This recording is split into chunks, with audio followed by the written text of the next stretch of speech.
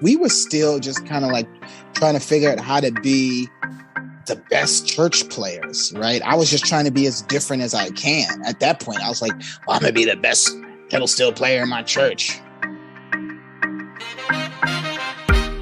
Hey, what's up, y'all? It's me here, Michael Franti, and welcome to this week's episode of the Stay Human podcast, presented as always by the great Gibson Guitars. And speaking of incredible partners, my friends at American Songwriter curate an amazing list each Sunday of the top 5 podcast episodes across their entire network. And if you want to receive this thoughtful curation straight to your inbox each Sunday, go subscribe to the American Songwriter Suncast newsletter at americansongwriter.com/suncast. I'm just super pumped to have this guest today because somebody whose music I've loved and just a person that I just love. And so he is one of Rolling Stone's 100 greatest guitarists of all time. And 4-time Grammy-nominated pedal steel guitarist Robert Randolph jumped from spiritual to secular music and found an audience among blues fans, roots rock aficionado, jam band followers, pop music lovers, and through his fiery, passionate instrumentals and heartfelt music, he's been able to earn fans like John Medeski, Eric Clapton, Dave Matthews, T-Bone Burnett, and so many more, including myself. So please welcome to the podcast, the great Robert Randolph. What's up, Robert? Yeah, what's up, brother? How you doing? Hey, man, it's great to see you. You too, bro. We've had to change schedules around, and I've just been like so excited and eager to talk. So thanks for being here today. Well, that's because you live in a fabuloso life out there in Bali. You got all of us pissed off at you during the pandemic. You out in the mountains and the woods and the rice trees fields, and the chasing my fields, 3-year-old around. Yeah, the water and the beach and nature, and we all in here stuck in smoke and smog and the cold and. Oh man. Well, you make it look beautiful, man, the way you just resonate with your love, with your music. And I remember the first time I saw you was at Bonnaroo. I don't know if it was the very first Bonnaroo or one of those, but yeah, first, second, whatever it was, but it was Bonnaroo, man. And I just heard you from a distance, and it was one of those things where I was like, whoa, who's that? Who's playing that? And I heard this crazy slide guitar and just these incredible vocals and harmonies from you guys.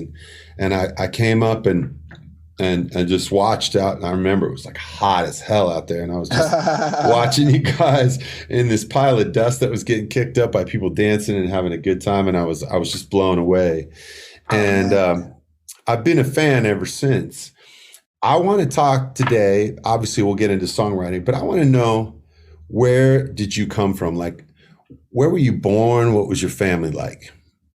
Man, I was born in New Jersey, Newark, New Jersey area here, town called Irvington, which is right next to Newark, right? Small little town. But yeah, born and raised in New Jersey, grew up in the church, Pentecostal church, a very old school Pentecostal church. Pentecostal, yeah. Yeah. The revelations. So, the revelation, brother, and our church is very old time, it's like, if you go in there right now, right, it's 2021, you would think like it's like 1957, right? Because of the old songs and just the old way, and so we grew up in church, and the history of our church is the Pedal Steel Guitar is this organization called the House of God Church, which started in the year 1903. So it's one of the oldest American Pentecostal organizations.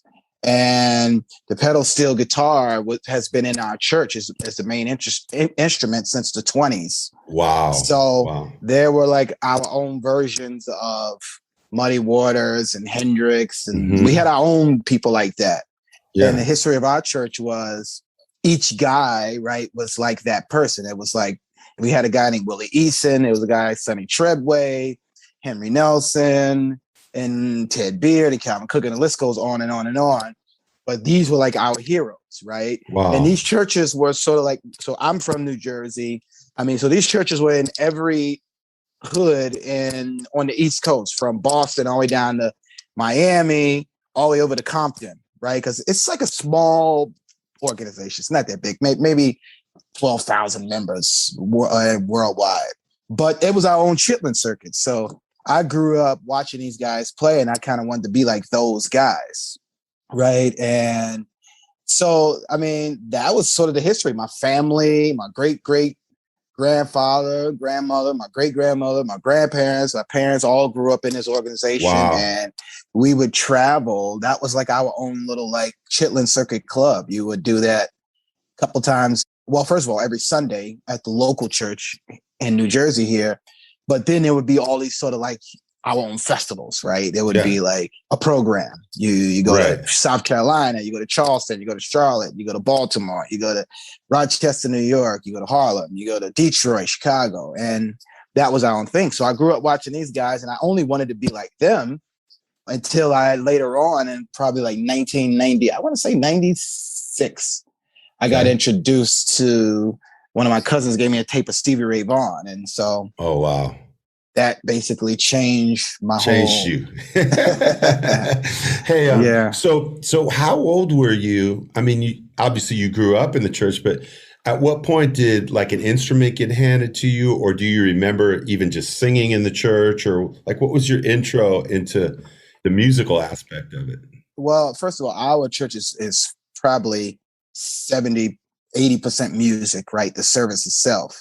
Mm-hmm. And so my whole family, like when I mean my whole family, I got my father's side of the family is easily 300-400 people, right? Oh, wow. So out of those 300-400 people, there's like 300 singers, great singers, right? Yeah. So, and musicians and people like that. So we all grew up as a part of that. I was originally a drummer all the way up until I started playing the lap steel, pedal steel guitar. So I started playing the drums at age 5. So I was like the drummer in the church up until when I started playing pedal steel, I was about 15. Oh, wow. I started late, you know?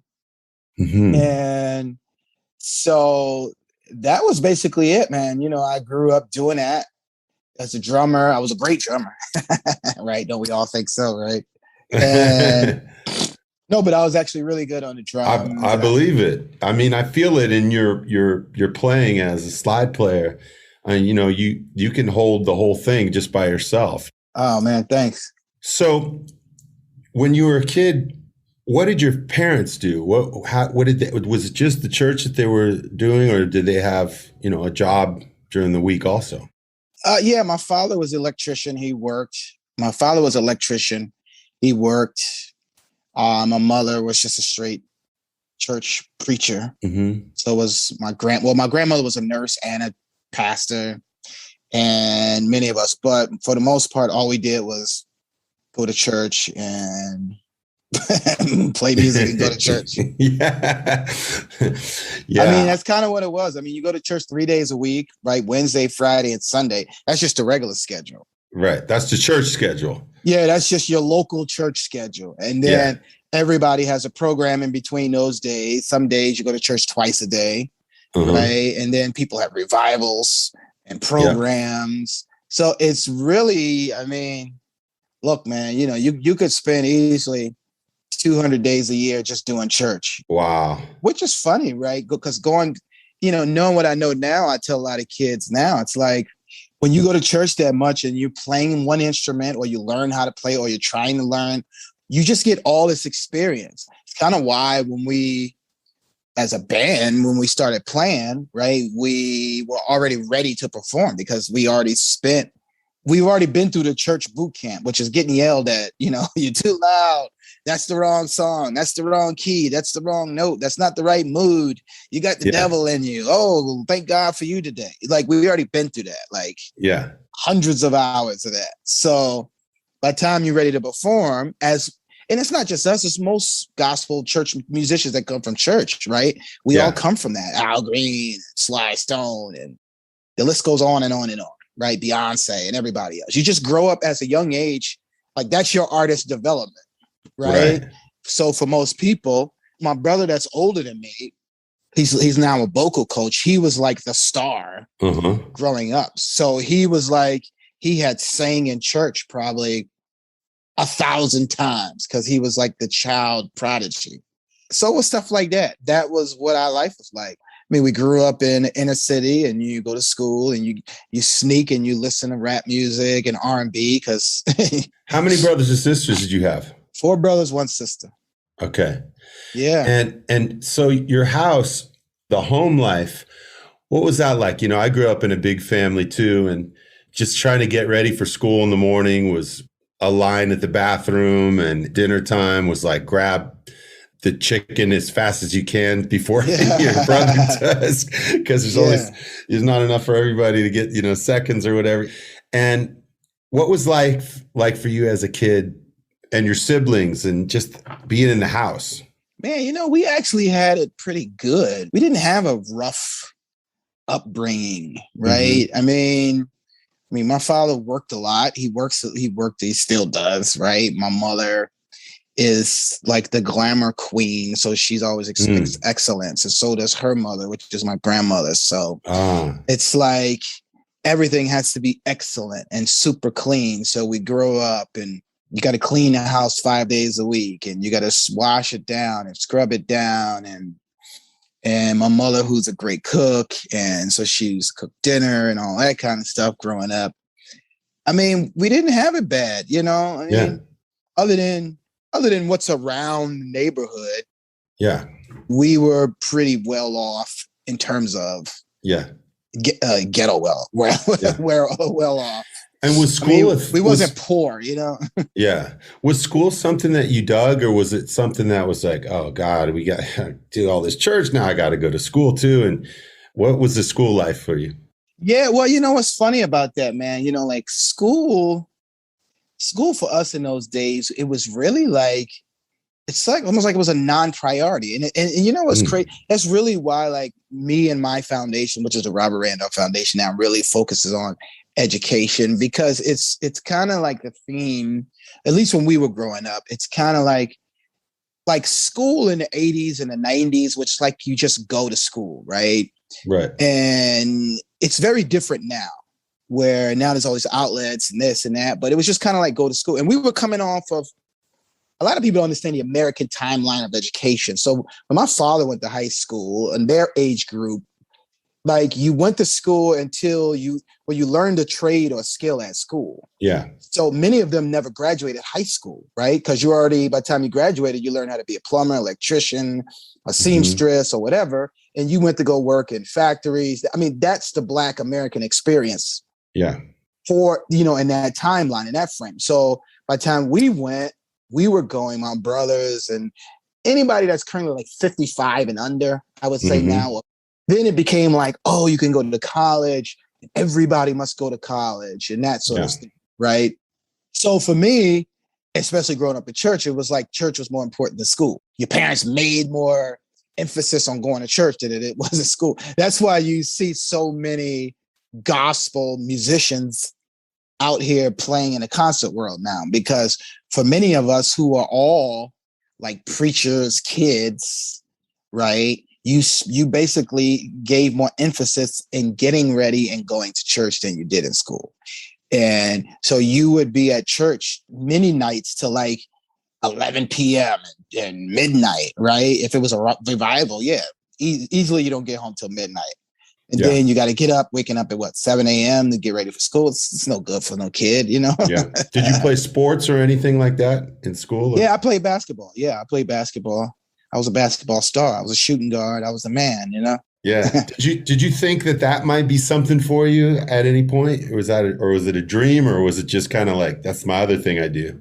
Well, yeah, it was always a dream. I dreamed I would play for the Knicks, you know? Okay. It's not too late, bro. They could use you. Hey, listen, you know what happened? I got older, and as I got in high school, I just became a knucklehead, right? Okay. I was like a really bad high school kid. Like, I was just kind of like doing it. Tell me about that. What happened? What did you get into? Any and everything, man. any and everything. You know, it was kind of one of those things where, you know, my mother and father got divorced, so we were like, the kids were kind of split up. My oldest brother and them were moved out. Where did you come in the lineage of the siblings? I'm the next to the last. My sister's the youngest, and then me, and then everybody else. So yeah. So when it when it got to that, it was just kind of like, just kind of running the streets, staying out late, doing whatever. Were you living with your mom? I was living with my father then. Okay. And how was that with your father? Was he not real happy about that, or what was his? Yeah, I mean, of course not, but yes, he wasn't happy about me becoming a knucklehead, of course. Yeah. But I mean, they were off doing things, like my parents got married when they were young. So you talking about my father being like 30 at the time or something like that, right? 35. Yeah. Going on 40, right? At that time, right? 30, really not even 40 yet. I can't even imagine. With a whole pack of kids. Yeah. Yeah, with kids. And then he was the rock star in the church himself, the pretty boy deacon. And then,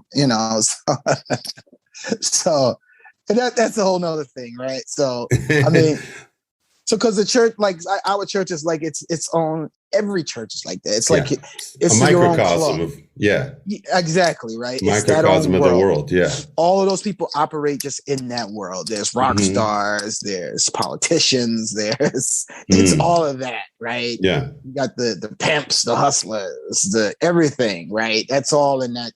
So you got many people that just live in that world, right? It's like we're super holy, but we live in this world, but we're all doing what everybody else is doing. Yeah, right. It's just in the name of God, in the name of Jesus. I was just going to say, was that something that you thought about as a kid? And was it something that made you say, man, maybe there's more out there? At what point did you mentioned that you heard Stevie Ray Vaughan, you were secretly listening to rap tapes.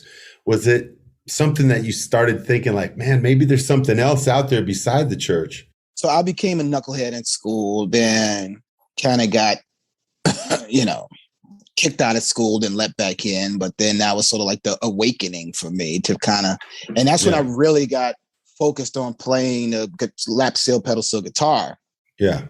Because there was a lot happening. A lot of my friends, that was like the 94 crime bill, right? Cops would just lock every black person up, and the whole throwing the drugs on people and all that. It became a whole Ponzi scheme of kids going to jail. So I've seen all of that. Yeah. And it also happened to me too. But I was lucky that my father knew the detective, so he got me off while my other two friends went to jail, right? And got caught up in the system, and they're still there now today, right? So that really got me focused, really staying in the house playing the guitar, right? And that's for those next 3-4 years, it just became all about me playing pedal steel guitar, 11th, 12th grade. Yeah, actually, 11, 12, kind of all happened fast, right? Yeah. And so all these things were going on in the neighborhood. And as I was getting older, it was weird. Like when I got, I think, 18, 19, I think 19, right? Then our church, which is called Sacred Steel, right? It was coined. Our church music and the story started to get documented. Okay. By a guy named Bob Stone. It was a record company called Holy Records, which is like this folklore record label. And they started to tell a story and print articles about the church's music. And then that led to the first ever Sacred Steel recording. And then there was a second Sacred Steel recording, which I was on, which then was a part of this sort of thing called the Sacred Steel Convention, right? Which led to all of the different players from our church, and then other like country pedal steel players. It was held in Sanford, Florida, right? Mm-hmm. And we get there, and that was the first time. This is funny, right? Like I'm now 19, going on 20. So this is the first time that we all saw that white people like this music. Okay. Right? That was literally because there were white people there, Bob Stone, our Holy record label, people from the community. So that was the first time I was like, well, wait a second, man. Like, this is much bigger than what we've been doing in our church, right? Because all of the guys that I named from like 1920 all the way up until 1999, right, that played in our church, they could never play outside the church, right? They would be chastised. And, oh, wow. be called the devil if you tried to even go play at another church, right? Let alone going to play a blues club or something, right? Yeah. So they never had that really experience of saying, the hell with this, I'm going to go and be an artist, right? Or whatever. Yeah. So that Sacred Still record came out, and that was the first time that I said, well, wait a second, man, it's white people that like this. This is much bigger. This music has this much bigger effect than what we've been doing in this little chitlin circuit. Yeah. Right. There's a much deeper connection of connecting this music and who I am and who we are as, you know, bringing love and light, joy to the world through this music. Yeah. Right. That we've been keeping to ourselves for so long. Right. Yeah. So right around 99, 2000 was kind of really when I just decided, like, and trust me, that like the church chastised me and that whole thing. Yeah. And when we immediately start to go out, I was like, okay, I'm gone. I'm gonna go play for white people now. And or just basically whoever shows up at these clubs, right? In New York City, where we started. And that's where it became like part of the jam band scene, because we immediately started playing bars, and you had, like, at that time, it was like, it started out as like the Widespread Panic message board, right? These fans would come down, and it was just weird, right? Because we know Annabelle and Brandy and all of them, right? So those were our first fans. Annabelle was like at the first ever Robert Randolph. I don't even know how she was there, but she was there, right? The first time I ever played outside the church at a bar on Avenue B called the Lakeside Lounge. Oh, yeah. He was there. This other guy, Sammy. From that point on, it turned into this whole entire whatever. It just mushroomed out. And the word of the mouth on you guys at that time, I remember, because I was in San Francisco and hearing about you guys all the way in San Francisco. And what was that like for you, though, kind of making that move out, you know? And did you have to ever have like a sit down conversation with your mom or dad or anybody at the church, or was it just like, look, we ain't looking back? Man, it just really to be honest with you, it just happened fast. It happened so fast to where, they would kind of be like, I'll never forget, like, after one of those shows, it was actually after, because I was living with my father then, and I told him, I was like, hey man, I'm gonna go play at this club tonight. We got a show. And he's like, a show? Like who? It's like, well, it's us, and we're gonna go play. Yeah. He's like, oh, well, you make sure you're gonna be, because actually at that time I was working as an assistant paralegal at this law firm in Jersey. He's like, well, you just make sure you be back for work. Make sure you get up. Don't be out too late. Because by that time I was 19, right? 20, actually 20, right? And I was working at that place, right? So we started, and we opened the show at the Bowery Ballroom for the North Mississippi All-Stars. Oh, yeah. Because the North Mississippi All-Stars had then heard about, because they were from down south, so they had listened to the first two Sacred Steel recordings, right? So they were kind of influenced by that. Yeah. So that was the first time we played. And I remember we got home. It was this whole entire thing. We sat in, we did the finale with them. And I remember getting home at like 2 a.m. My father was like, what are you doing? You smell like weed and alcohol. You've been smoking weed and alcohol. I was like, no, man. You should have seen this, man. It was like 500 white people screaming and dancing and yelling. And it was a great thing, man. And smoking weed. And it was just turned into this whole, from that day on, it was kind of like, I guess this is what we're going to be doing. Yeah. Yeah. I want to jump a little bit further ahead and just talk about some songwriting. At what point did you say, all right, I'm going to start making my own tunes? Was it before this, or was it, when this part of your life started happening? Yeah, it was basically when all of this started happening. See, like up until that point to where I told you, like, we were playing for the North Mississippi All-Stars, we were still just kind of like trying to figure out how to be the best church players, right? I was just trying to be as different as I can. At that point, I was like, well, I'm gonna be the best pedal steel player in my church, right? Yeah. Like, I want to learn, it's kind of like I used to study all of the older guys, right? And I was like, I just want to be that. And up until that point, I was like, well, maybe we got to start composing our own tunes and some songs. And then a lot of that stuff is what became Live at the Wetlands. Yeah. Right. And then going into Unclassified. Right. So what's crazy is, but right before that, which was when I met the North Mississippi All-Stars and John Medeski, we recorded this record called The Word, which was actually like the first studio recording I ever made. Okay. And the Word record was a tribute to Sacred Steel. So it was like, actually, those guys were going to do the record themselves. And I think they had reached out to some of the other players from my church to see if they wanted to be a part of the record. But all those older guys were like, man, we can't do that, man. The church is going to throw us out. Yeah. So I remember my manager at the time called me and was like, hey, man, I think I got this great opportunity. These guys reached out. And they want to get you, one of the Sacred Steel players to play on it. They want you to be a part. I was like, really? Like, yeah. So I remember being pissed off because they were like, yeah, they were recording it was like doing the World Series when the Mets played the Yankees, and the Mets is my team. I was like, these silent idiots, man, you don't schedule a studio session. This is the biggest thing going on in New York. Right. So we was recording that record. I was watching the Mets in the Yankees World Series and all of that. So, but yeah, that was sort of like that whole time. So going into Live at the Wetlands, which was literally like things that we played in our church.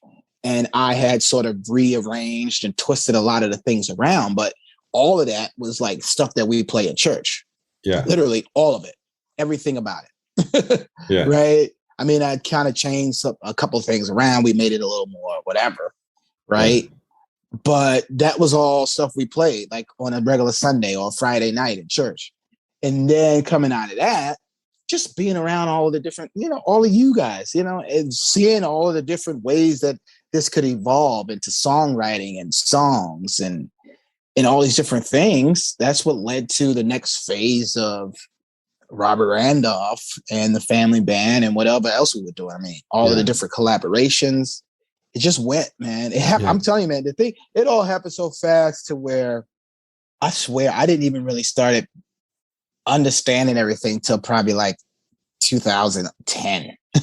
Wow. Because it was like, I mean, you know how it is when you're younger, right? You're just going. You're just going. Where's the next gig? Let's go. And then you get to go from a van to a tour bus, and then you're on the tour bus for months and months at a time. And so for us, So for us, it's kind of like you do that, you go, you be gone. You know how it is. You just be gone for 4 months at a time, right? Yeah. Hey, I'm sorry. I'll see you, Mom. I'll be back in May. It's like February, and you just go in the whole country, and you like barely sleeping, and then so you come home, and then when you get home, it's kind of like, you still got to deal with your family who like they don't even understand that. And were you still playing in church when you got home? Was there a little bit? The other guys in the band played at church more. It was kind of weird, right? We were all in the same band. We all in the same band, but I was the bad guy and they were like the good guys, so they could go play and not me. Yeah, because you took everybody away, huh? You were the one. Exactly. Yeah.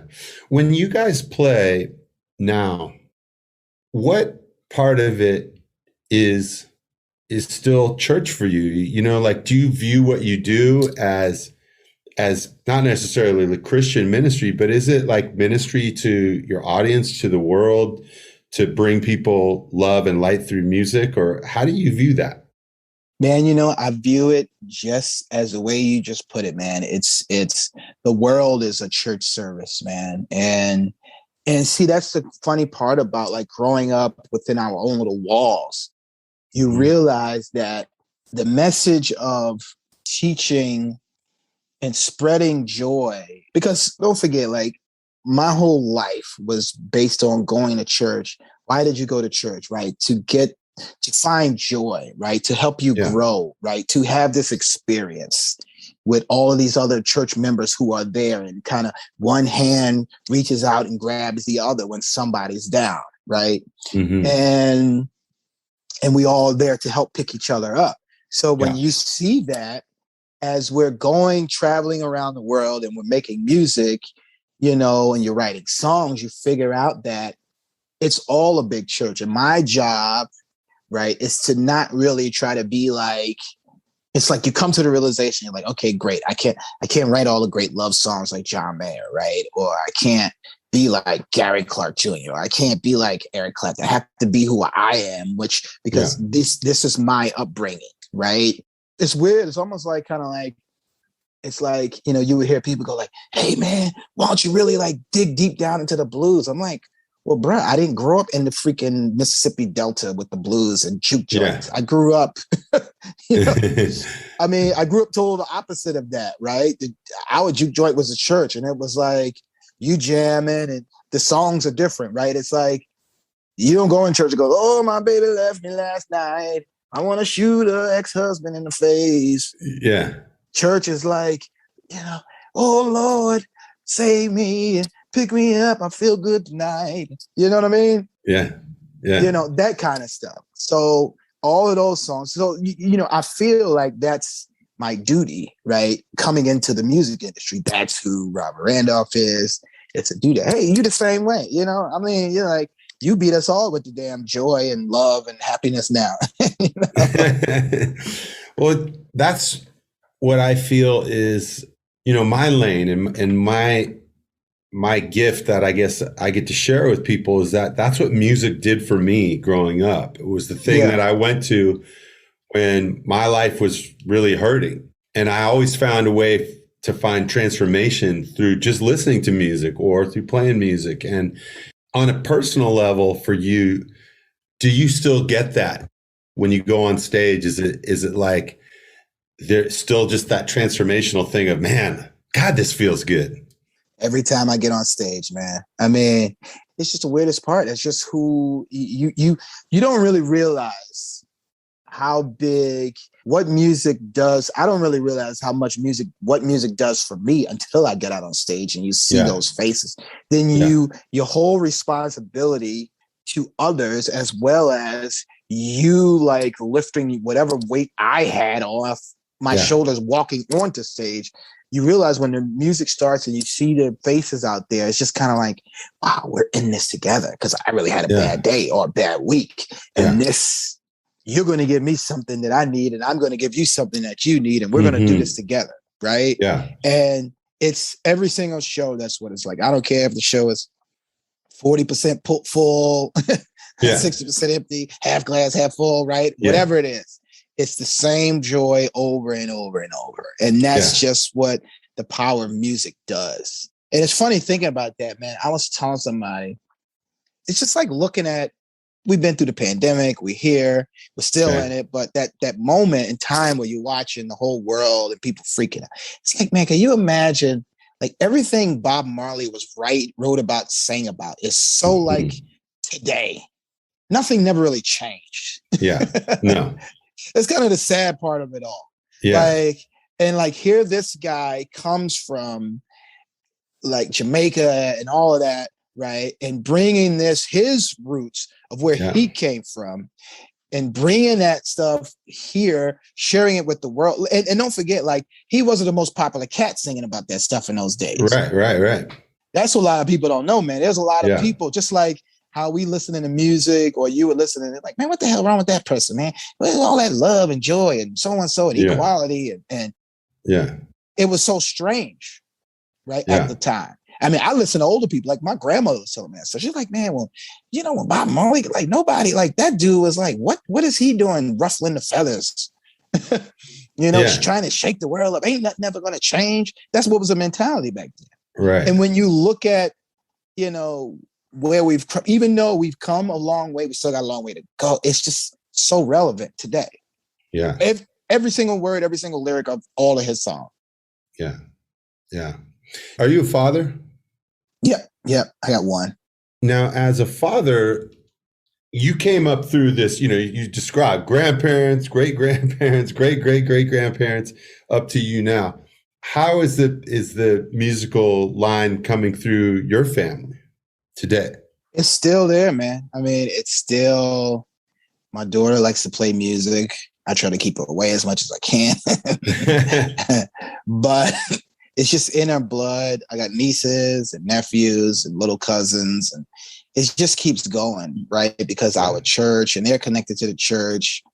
It's just a musical bloodline, man. Like that can't be taken away. Yeah. Right.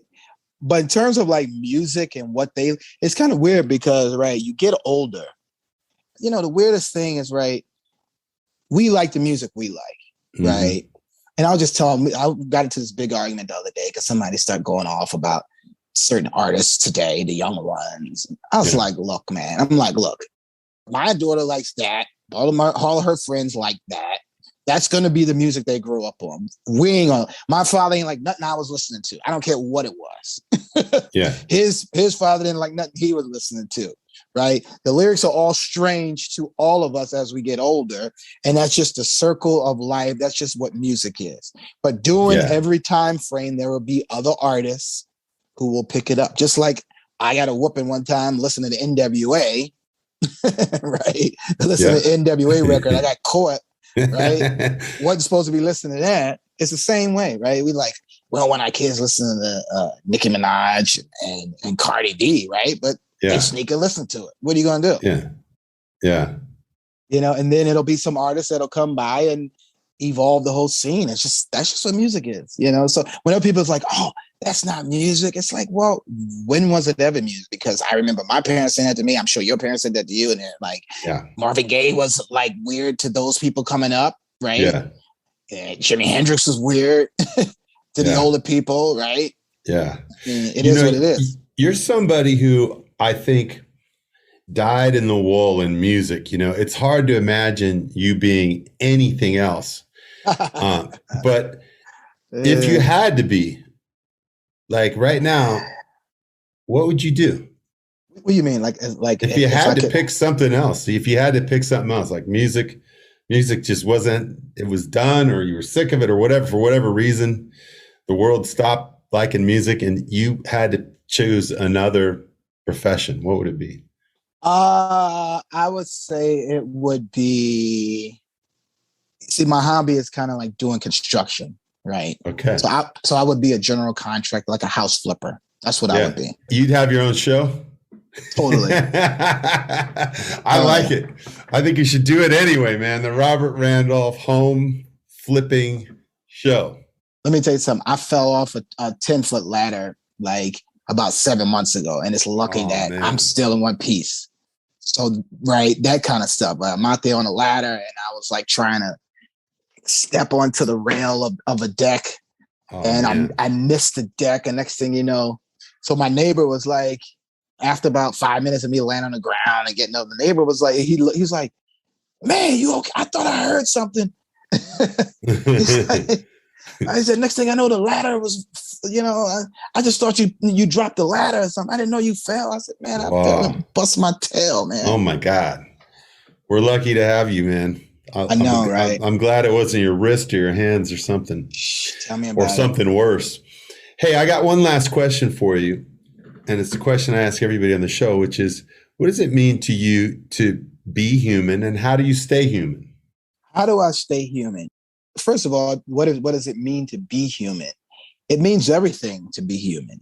And humanity, being human, being humble, that's what human is. Being open to criticism, being open to growing. I don't think we never stop growing and learning, right? Mm-hmm. That's what it means to me. And the way I do it is immediately when I come off the road, I call my grandparents or my aunts or uncles, and they will have me over their house cleaning up or doing some yard work or doing something. I'd be like, I pay people to do this. Yeah. Like, who the hell are you yelling at? Like, you know, like, get over here and make sure you, didn't I say, hand me that broom and that mop, scrub this down. That's my grandmother. Yeah. So that's what'll happen. And go to church too, because when you go to church, right, you just, for a moment you're a star, and the next moment you get yelled at, like, okay, what are you doing? You're playing too loud, or get over here and help us clean up the church. Yeah, keeps you grounded immediately. That's what it is. And in between all of that, you drive around the neighborhood, and you just for me, I'm constantly inspired by and motivated now to really help out a lot of inner city, a lot of disadvantaged people all around in education reform, criminal justice reform, from a community aspect, making sure the community, especially the church community, becomes involved in the community and helping out and lifting and picking each other up, bringing all of the different experience that we get to see, right, all across the world, and sort of bringing these ideas and bringing people together to uplift each of our communities, especially my home communities here in New Jersey and New York, because I know the area now. I know politicians, I know teachers and police officers and different people who are struggling. I know gang members. I know these different people. And it's like everybody, we all need to sit down, talk to each other and help each other. That's what I'm really motivated by now. So providing solutions. Robert Randolph, you are a very good person. I don't care what anybody in the church says about you. Thank you, brother. You are too, man. Yeah. Man, thanks for just sharing. I didn't know anything about your life and growing up. I knew you're from New Jersey and that's where it stopped. So thank you for just sharing all this rich history. And I'm going to look up those records, the steel records. Yeah. Thank you so much for just continuing to share your light and your love through music. I know there's hundreds of thousands, perhaps millions of people around the world who have seen you now, who have walked away just being transformed. I feel that sense of spirit that passes through you whenever I see you and whenever I'm around you, and just anytime we've had conversations. So thanks for being on the podcast today. Man, thank you so much. You know what's funny? The one thing that I wish that I could do that I can't do, that I'm like totally motivated and one day I'm gonna get there, is to be able to be a yoga man like you, to be able to sit. Oh man, you got to get on the mat with me, man. Bro, next time I see you. That is the hardest thing, man. That's the hardest thing for me, man, to be able to sit Indian style, bro. I can't do it if you pay me $1 million. Well, it's just like anything else. You got to learn the fundamentals and get other parts of your body open before you can sit there. So I'll get you. I'll teach you, man. All right, bro. Thanks a lot, man. All right, Mike. All right. So everybody go and follow Robert Randolph on Instagram, on Facebook. Look for his shows. Go to his Spotify channel. It's a great listen, actually. The things that are linked to your music there's so many surprising things of this generation and of older generations, so many musics that come up when you listen to his channel. It's a really great listen. As always, we want to say thank you to Gibson Guitars, and just another reminder to go to americansongwriter.com/suncast, and you can sign up to be part of the top 5 podcast episodes that will come right into your email through the weekly newsletter. So thanks a lot for being here on the Stay Human podcast. Peace, y'all. Peace.